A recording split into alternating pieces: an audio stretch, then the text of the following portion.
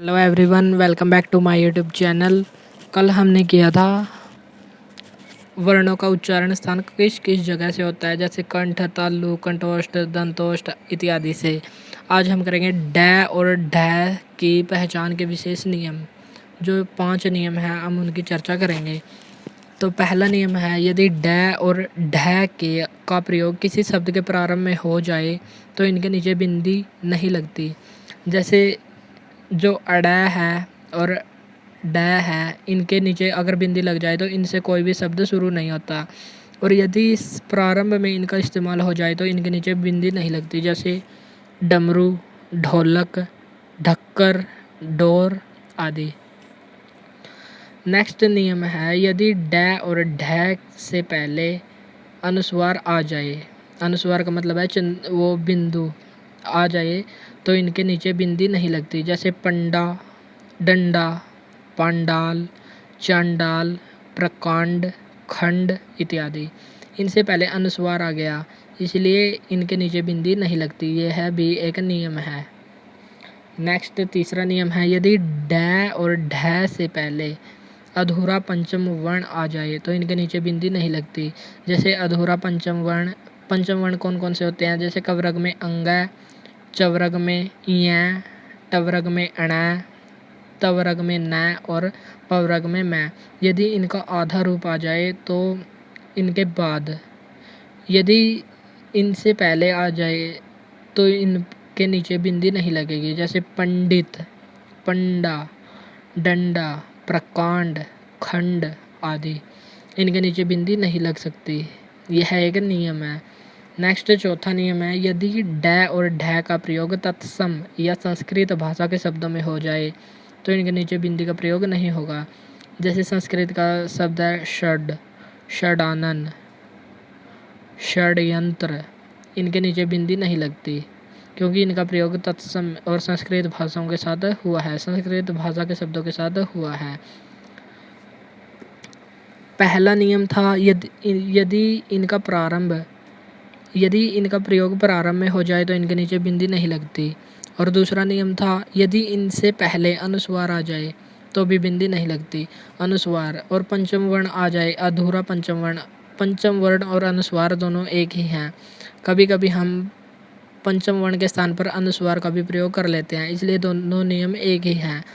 अनुस्वार पहले आ जाए तो भी बिंदी नहीं लगेगी, और यदि पंचम वर्ण आधा पंचम वर्ण आ जाए तो भी बिंदी नहीं लगेगी। और यदि संस्कृत या तत्सम शब्दों के साथ इनका प्रयोग हो तब भी इनके नीचे बिंदी नहीं लगेगी, जैसे षड, षडानन, षड्यंत्र इत्यादि। पांचवा नियम है, यदि डै और ढै का प्रयोग विदेशी शब्दों के साथ हो जाए तो इनके बीच बिंदी का प्रयोग नहीं किया जाएगा। जैसे road, loud, crowd, proud, sound इत्यादि। यदि इनका प्रयोग इंग्लिश शब्दों के साथ हो तो इनके नीचे बिंदी नहीं लगेगी। और श्रृंगार को इस तरीके से भी लिखा जाता है और इस तरीके से भी, ये दोनों ठीक हैं। रै के 4 रूप। अब हम देखेंगे रै के 4 रूप कौन कौन से हैं। एक तो रै का सीधा रूप है, जिसमें हम साधारण लिखते हैं, जैसे राम, रहीम, रमेश इत्यादि। और कभी कभी रै आधा, जो अधूरा रै होता है, उसको ऊपर लिखा जाता है, जैसे कर्म, धर्म, मर्म, आशीर्वाद। इसको ऊपर लिखा जाता है, ये आधा होता है। और जैसे क्रम, कभी कभी इसका प्रयोग नीचे भी किया जाता है, जैसे क्रम, भ्रम, ग्रह। ये गृह है, गृह, प्रकार, प्रसार। और कभी कभी इसका प्रयोग ऐसे भी किया जाता है उल्टा वी के जैसे ट्रक, ड्रम, राष्ट्र, ट्रेन, ड्राइवर।